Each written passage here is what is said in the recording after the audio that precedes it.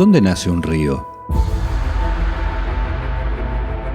Aquí, en esta masa enorme de hielo, nace el río Santa Cruz, el único río glaciario que atraviesa completamente la Patagonia, que nace en los Andes y desemboca en el océano, el único río que todavía permanece relativamente virgen. Hasta que lleguen las represas, y con ellas, de la mano del supuesto progreso, llegará también la amenaza a varias cosas, a una especie, el macatoviano, al lago argentino, pero también a esta naciente, a esta masa de hielo que no está exenta del impacto de las represas. Y en el río Santa Cruz, el progreso pretende instalar 2 centrales hidroeléctricas. Las represas, antes llamadas Cóndor Cliff y Barrancosa, luego bautizadas Néstor Kirchner y Jorge Zepernik, y finalmente, otra vez más, Cóndor Cliff y la Barrancosa. Desde aquel lado viene la correntada del río Santa Cruz. Allá, a aproximadamente 30, 40 kilómetros, está el lago argentino, donde se nutre el agua que circula por el río Santa Cruz. Pero ese agua proviene un poco más arriba, del glaciar. Y la discusión en el río Santa Cruz no es solamente esto de cortarlo en pedazos e impedir, por ejemplo, el recorrido del río y, entre otras cosas, el lugar donde nidifica y desova el macato viano, sino también la discusión respecto del glaciar, el famoso desacople, porque se cree que cuando se represe el río y finalmente el agua ascienda a su nivel, el propio glaciar que está allá, sobre la cordillera, va a ser el que esté en riesgo. El río Santa Cruz y la discusión respecto del progreso. La idea de represar el río Santa Cruz tiene muchísimos años, más de 50 dicen algunos, pero se aceleró en los últimos 15 y fundamentalmente en los últimos 5, cuando China prometió la inversión de más de $5.000 millones para crear estas 2 represas. Cóndor Cliff, a 250 kilómetros de la desembocadura del río Santa Cruz en el mar argentino. La Barrancosa, a 185 kilómetros de esa desembocadura. Ambas generarán, se dice, apenas el 8% de toda la electricidad que se consume en la Argentina. El costo, entre otros, será el impacto sobre el estuario de la desembocadura del río Santa Cruz. Allí vive una especie única. Allí va todos los inviernos el macato viano. Nadie sabe si una vez construidas estas represas seguirá yendo. ¿Cómo se entiende este contrasentido de un nivel de protección relativamente explícito por parte del Estado a través de parques nacionales para conservar esas lagunas en las cuales se produce la nidificación del macá, y al mismo tiempo, fuera del ámbito del Parque Nacional, en la zona del estuario, se pone en riesgo el lugar de la desembocadura del río Santa Cruz, donde el macá va cuando precisamente ya nidificó y necesita migrar durante el invierno? Bueno, es como esto suena a un contrasentido. A mí lo que más me preocupa, el mismo estado, ¿no? Claro, a mí lo que más me preocupa en relación a eso no es per se la construcción de las represas, sino la incertidumbre que hay sobre los efectos de las represas en el macá. Claramente uno no puede predecir el futuro, no sabe exactamente qué va a pasar con las represas o no, pero lo que sabemos, lo que acabas de decir, es que las represas van a afectar el sitio de invernada más importante del macato viano.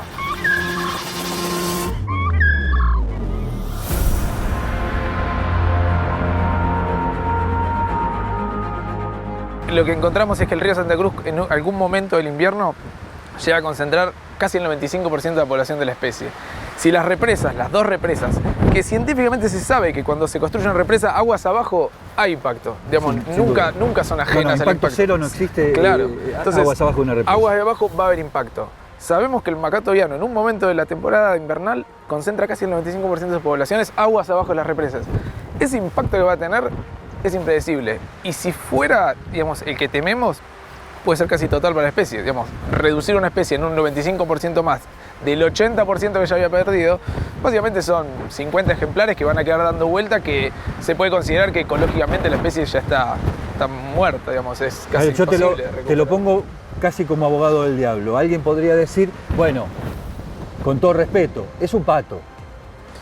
Es un pato versus la posibilidad de dar electricidad. Y bueno, y el progreso es esto, podría decir alguien, de hecho lo dicen. Bueno, eso creo que es parte del problema que considero de la humanidad, que como decía Douglas Tompkins, que la humanidad perdió el sentido de la estética. Si alguien considera que el macato viano es solo un pato, realmente tenemos problemas mayores, digamos, que las represas. Entonces estamos complicados.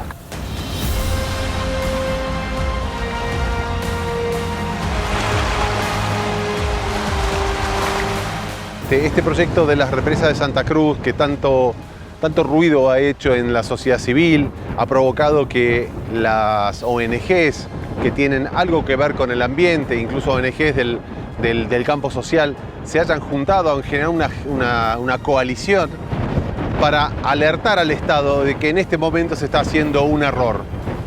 Se está cometiendo el error de represar al último río libre de la Argentina, generar energía donde no hace falta, donde se va a perder la mayor parte de la energía en el transporte, que el costo de esa energía va a ser mucho más elevado que el costo de las energías renovables, de que existen muchas alternativas que ni siquiera fueron evaluadas antes de lanzar este proyecto, que esto todo se vuelva a revisar e incluso con participación de la sociedad civil, que tiene mucha información acerca de esto, y valientemente volver a repensar este proyecto.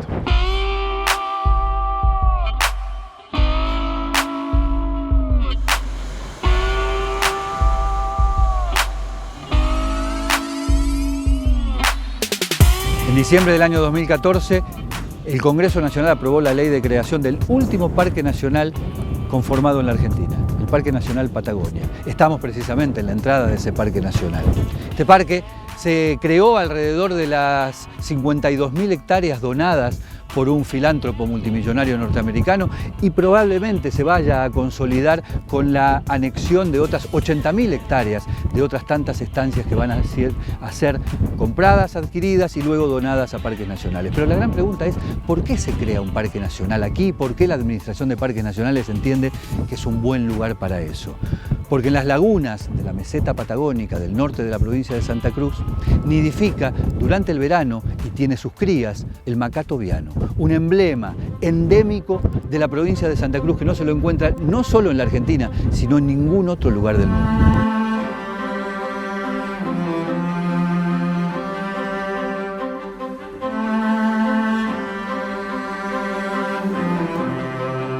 Nos encontramos arriba de una de las mesetas de la provincia de Santa Cruz, la meseta del lago Buenos Aires se la conoce. Es el lugar donde se ubica gran parte del Parque Nacional Patagonia y en este momento, bueno, estamos al lado de una de las lagunas que se llama comúnmente Petroglifos. La meseta y el Parque Nacional Patagonia están siendo objetos de investigación por un grupo de investigadores muy importante que tienen como elemento distintivo el trabajo de conservación de una de las aves más vulnerables que hoy está teniendo en una de esas el país, que es el macato viano. La estación biológica surge directamente con una necesidad del proyecto Macato Viano de tener un lugar fijo que sea la base de operaciones logística de todas las tareas que hacemos a campo. ¿Y por qué es importante que exista una estrategia de investigación y gente tan dedicada a una especie de esas características que prácticamente es desconocida o fue desconocida para casi todo el mundo hasta hace muy poco? El macato viano hace 25 años atrás tenía una población 80% más grande. Es decir, que tuvo una caída poblacional del 80% en 2 décadas, nada. Entonces, bueno, como entidades conservacionistas, como yo también por el CONICET, nos planteamos la necesidad de tener que resolver esta macana que se mandó el humano. Y bueno, y nos pusimos a trabajar. Por eso es necesario tener un lugar como la estación biológica, más importante aún, que está al lado del Parque Nacional Patagonia, que fue creado casi exclusivamente para proteger estas últimas poblaciones del macato viano en la meseta del lago Buenos Aires, que era la única meseta que descubrimos que realmente tenía las poblaciones casi intactas.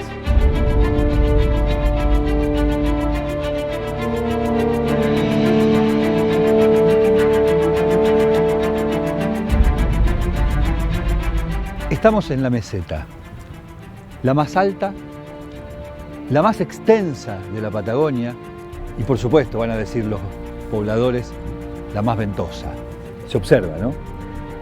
Esto es parte del Parque Nacional Patagonia, uno de los ámbitos a conservar, a proteger, por la fauna, por la flora, por el ambiente, por las lagunas, que ahora vamos a ver, nos vamos a dirigir hacia ellas, donde nidifica durante el verano el macato viano, pero también por eso que se ve allí en el fondo, que es obviamente un glaciar, con algunas características. La primera y fundamental es que es el único glaciar extraandino que hay en la Argentina. Podríamos agregar que es el único glaciar de meseta que está fuera de la cordillera de los Andes, que quedó de alguna manera vigente, funcionando como glaciar, es decir, con hielo. Existió antes el Famatina, no hace demasiado tiempo terminó de derretirse. Allí tenemos el glaciar Ceballos. Es parte de lo que hay que proteger, aun cuando no esté dentro del ámbito exacto del Parque Nacional, pero sí es aquello que preserva un valor, porque de allí viene el agua dulce. Piensen en el glaciar. El Famatina desapareció. ¿Qué vamos a esperar? ¿A que también desaparezca este?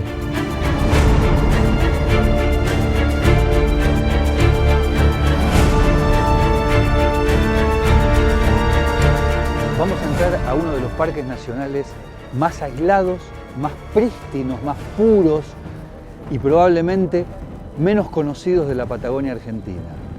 Llevamos viajando desde Calafate, que está aquí a unos 500 kilómetros, casi 11 horas para llegar aquí, al Parque Nacional Perito Moreno, el que está más lejos de un centro poblado en la Patagonia, que es Gobernador Gregores, más de 200 kilómetros que hemos transitado recién en las últimas 3 horas y media, para entrar aquí. Insisto, el Parque Nacional más puro. Tiene más de 80 años de creación, 130.000 hectáreas, 8 lagos, de los cuales en 7 no hay truchas, no hay salmónidos, no hay peces que no sean precisamente autóctonos. Vamos a conocerlo y vamos a conocer, quizás como en poquísimos lugares de la Argentina, la naturaleza en estado absolutamente virgen. El Parque Nacional Perito Moreno.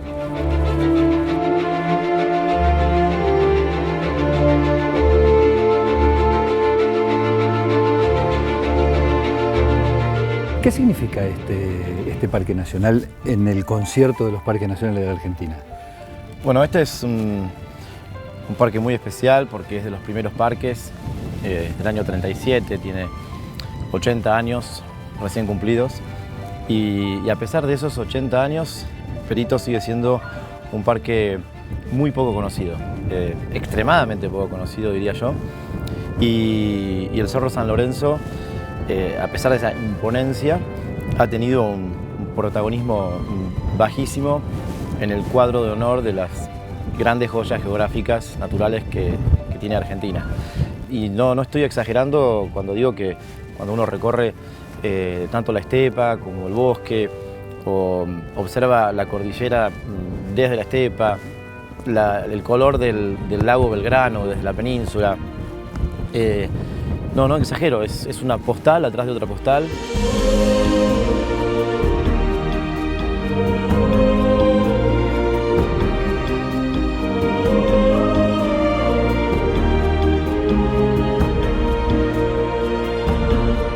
Cuando ustedes vean lo que yo ahora les voy a mostrar, van a entender por qué hay que proteger no solo lo que hay adentro de los parques nacionales, sino lo que hay afuera también.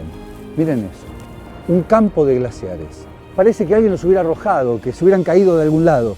Son témpanos, están flotando sobre ese lago. Esos témpanos son desprendimientos del glaciar del Cerro San Lorenzo.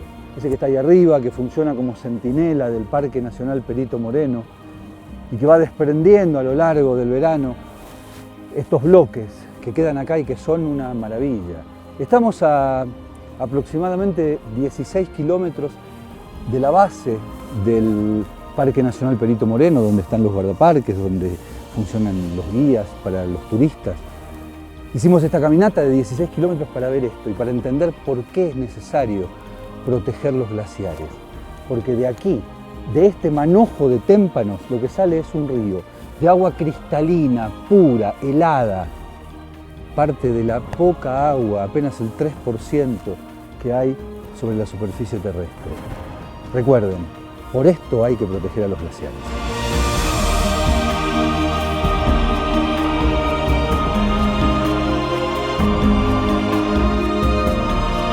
La pregunta que siempre quedará flotando es, ¿qué es el progreso? ¿Es una patente de corso que permite destruir ecosistemas y eliminar especies?